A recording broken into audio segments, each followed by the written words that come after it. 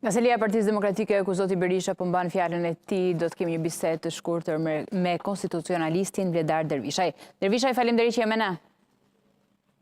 Faleminderit për ftesën.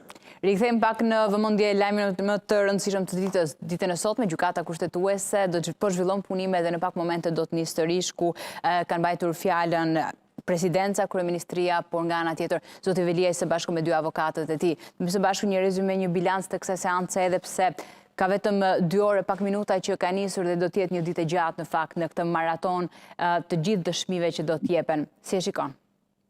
Me thënë të drejtën, nuk të pata shumë kohë për ta ndjekur zhvillimin, por është e pritshme që gjykimet karakterit të kësaj natyre kushtetues për shkarkimin e një zgjedhuri vendor, si në rastin konkret, dhe mënyra apo procedura e ndjekur për shkarkim paraqit interes për shkak se veti zgjedhuri bën pjesë nga një forcë politike e cila ka për shkarkimin në Këshill Bashkiak dhe propozuar më pas në Këshillin e Ministrave.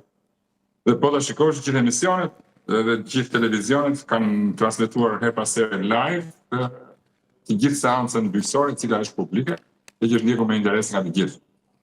Unë më duhet ta them për aq sa kam informuar dhe kam lexuar ndërkohë, vlerësoj që mbrojtja e zotit Veliaj, pak në 2 avokatë të tij, kanë bërë një mbrojtje të mirë, duke parashtruar të gjitha argumentet e tyre të nivelit kushtetues dhe nivelit ligjor, duke nxjerrë në pa të melat e një procesi të tillë disiplinor shkarkimi për një të zgjedhur me votë, dhe duke pastaj duke analizuar apo duke nxjerrë në pa edhe kundërshtimet lidhur me dekretin e caktimit të zgjedhjeve për Tiranën, që me sa duket nuk do të marrë dritë për ekzekutim në datën 9 nëntor. Kështu që në thelb tashmë gjykimi kushtetues do të fokusohet vetëm te vendimi i Këshillit Ministrave për shkarkim, sepse dekreti i presidentit tashmë ka dalë jashtë, është i pezulluar me vendim të gjykatës kushtetuese, por ka dalë jashtë shqyrtimit në themel për arsye se vetë është bërë edhe sikur ta lësh fuqisor dekret, sërish nuk do të mund të zbatohet. Kështu që kjo është pak a shumë natyra. Ndërkohë që debati do të vazhdojë, aty janë 3 palë që kanë parashtruar pretendimet e tyre. Shohim tash gjykatën kushtetuese unë kam interes të kuptoj pyetjet, nivelin e pyetjeve shumë shpejt në ato seanca dëgjuese. Me interes janë pyetjet që bën gjykata dhe aty do të fokusohet më pas argumentimi edhe trajtimi që gjykata bën në mbledhje, se pasi mbaron kjo seancë publike, gjykata tërhiqet dhe merr në analizë të gjitha pretendimet e palëve, por edhe pyetjet që ka bërë vetë gjykata. Normalisht pyetjet që bën një antar i gjykatës kushtetuese kanë të bëjnë pikërisht me shqetësimin që ai gjyqtar ka në raport me çështjen për të marrë një koment të palëve që janë prezent. Kështu që unë jam gjithsesi vesh vijimin e debatit të gjyqësor, i cili është, duhet thënë, në lartësi profesionale shumë mirë. Sheh një çështje tendencioze në mënyrën se si drejtojnë apo artikulohen pyetjet, megjithëse është dhe interesi juaj dhe së njohës shumë i mirë i kushtetuesës? Jo, është një qoftë vetë zoti Veliaj, qoftë përfaqësuesit e tij apo përfaqësuesit e institucioneve të presidentit dhe të Këshillit të Ministrave, kanë atë aftësi profesionale dhe pjekuri e maturi që ta kuptojnë pyetjen apo të kuptojnë atë që gjykata mendon se ka qetësim dhe përmes pyetjes e reflekton.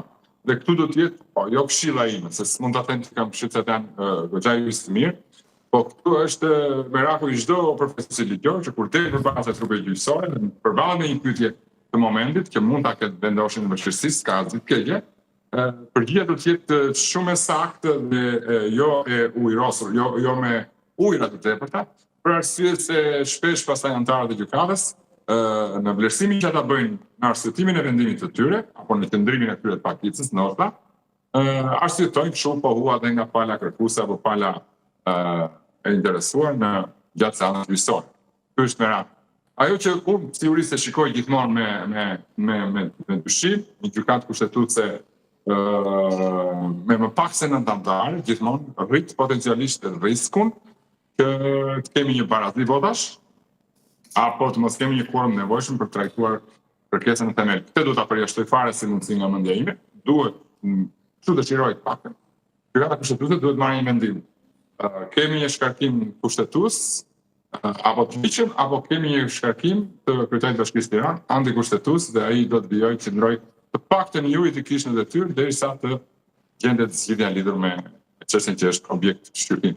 Dervishaj, po gjykojnë themelet e shtetit dhe jo unë si individ, si zoti Velia apo si kryebashkiak. Çfarë latë kuptonte me këtë gjë Velia në artikulimin dhe në qasjen që pati ditën e sotme? Asgjë tjetër përveç se çfarë parashikon kushtetuta dhe ligji. Pushteti vendor është decentralizuar dhe autonom. Kur kushtetuta parashikon shkaqjet e shkarkimit drejt për drejt në kushtetut, to nuk mund t'i bëj ligji përveç se ose ligji për qeverisjen vendore do të interpretohet në mënyrë pozitive sikur të jenë ato shkaqje që parashikon kushtetuta.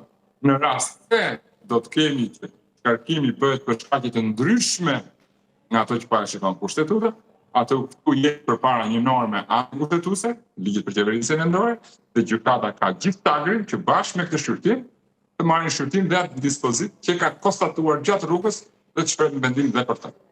Nga ana juridike, kur ke marrë disa nga element nëse ke ndjekur të plot 9 minuta fjalim të zotit Veliaj, ishin të gjitha, më themi, analiza, artikulimi ishte juridik, apo kur pati dhe element emocional u pa që nuk ka qenë fare i prekur apo i ndihmuar nga trupa mbrojtëse e tij? Të jemi sinqert me ju, nuk e kam ndjekur fjalimin e zotit Veliaj, po është e pritshme. Për çdo njeri, ne të gjithë jemi qenie umane dhe kemi emocionet tonë.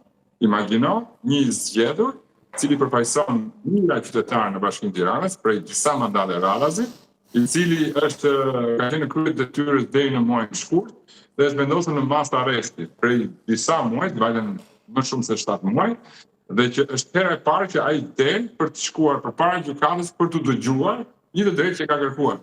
Edhe sikur të ketë brenda fjalimit apo deklarimeve që ai bën, ngjyrimet karakterit politik, emocional, juridik e tjera janë më se të pranueshme në gjithmonë në ombrellën e të qenit etik. Dhe me sa lajmet nuk kam ndjekur, të pak në ndo gjithalime të strisha me titra, nuk ka pasur një deklarim që të ka kufi qoftë ato emocional, qoftë ato juridik, qoftë ato politik.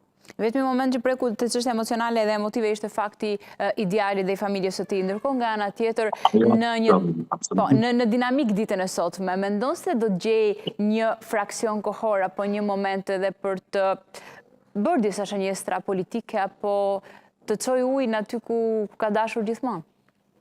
Shiko, nderuar, unë kam menduar, po kam besuar, po e kaloj çike edhe Paris pak shkallën dhe gjithë qëndrime ka marrë edhe publikisht, se zoti Veliaj do ta çlironte majorancën socialiste, pra majoranca prej së cilës ai i buron ky pushtet si zgjedhur vendor, sepse kështu do ta konsideroj derisa të mbaroj ky gjykim, do ta çlironte nga ky ngërç që ka zënë midis mjekës që e ka futur çështjen penale, çështjen kushtetuese dhe atë të juridike që po shqyrtohen.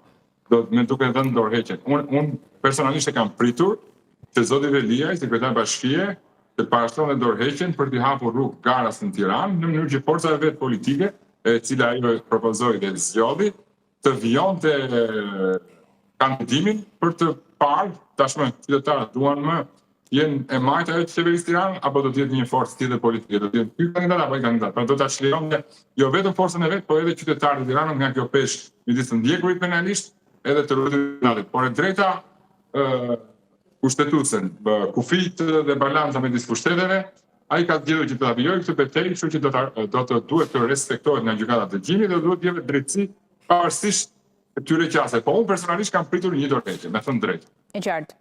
Dervishaj, kur analizojmë situatën e bashkive, çështjet e hetimeve, SPAK, por edhe autoritetet e tjera në nivel më të ulët hetues, a mendon se, dhe një element fundit me qenë se edhe po fillon seanca në kushtetuese, sa i takon Veliajt për krimin e precedentit? Mendon se mund të krijohet si precedent çështja e Veliajt që mund të shtrihet edhe në një moment të dytë me një eksponent tjetër politik? Shiko, gjykata kushtetuese ka vendime shumë të mira sa i takon rrugës e balancës dhe kufive midis pushteteve. Edhe në këtë rastin konkret, unë do doja të kemi një vendim themeli dhe jo një praktikë procedurale për të mos marrë vendim. Kështu që me zi presë ashtë shtretimin e gjykatës kushtetuese dhe një vendim që ta thirrë tyre në themel njëherë mirë. Duke përfshirë këtu vënien e kufive dhe ndalesave për një precedent të ardhshëm. Falenderoj shumë Dervishaj. Ditën e mirë.